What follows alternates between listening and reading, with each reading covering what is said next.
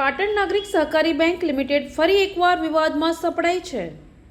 નાગરિક હિત રક્ષક સમિતિ દ્વારા બેંકના ચેરમેન અને ડિરેક્ટરો પર તેમની મુદ્દત પૂરી થઈ હોવા છતાં ગેરકાયદેસર રીતે નવી ભરતી કરવાની તજવીજ હાથ ધરવાના ગંભીર આક્ષેપો કરવામાં આવ્યા છે। આ મામલે સમિતિએ દાવો કર્યો છે કે બેંકના વર્તમાન હોદ્દેદારો નીતિ વિષયક નિર્ણયો લઈ રહ્યા છે।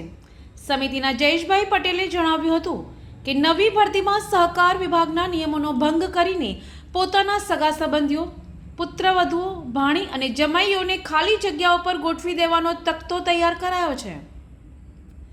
આવેદનપત્રમાં સ્પષ્ટ આક્ષેપ કરાયો છે કે વર્ષ 2015 પછીની તમામ ભરતીઓમાં પણ આ જ રીતે ભ્રષ્ટાચાર આચરવામાં આવ્યો છે। સમિતિએ જિલ્લા રજિસ્ટ્રારને વિનંતી કરી છે કે આગામી ભરતી પ્રક્રિયામાં વહીવટદારને સાથે રાખીને મેરિટ આધારિત પસંદગી અને પારદર્શક રીતે ભરતી કરવામાં આવે।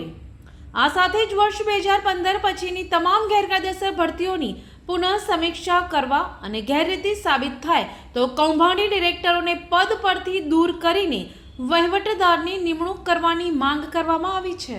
નાગરિક બેંકની અંદર આ ટર્મ દ્વારા ચૂંટાયેલા ડિરેક્ટર દ્વારા ભરતીની જરૂરિયાત છે કે કેમ એની સમીક્ષા કર્યા વગર બાકી રહી ગયેલા પોતાના મળતિયાઓને, પોતાના ભત્રીજા, પોતાની દીકરી, પોતાના જમાઈઓની બાકી રહેલી જગ્યા ઉપર ગોઠવી દેવા માટે એમણે તખ્તો તૈયાર કર્યો એવી પ્રાપ્ત માહિતી એમના જ અંગત સૂત્રો દ્વારા અમને મળી હતી।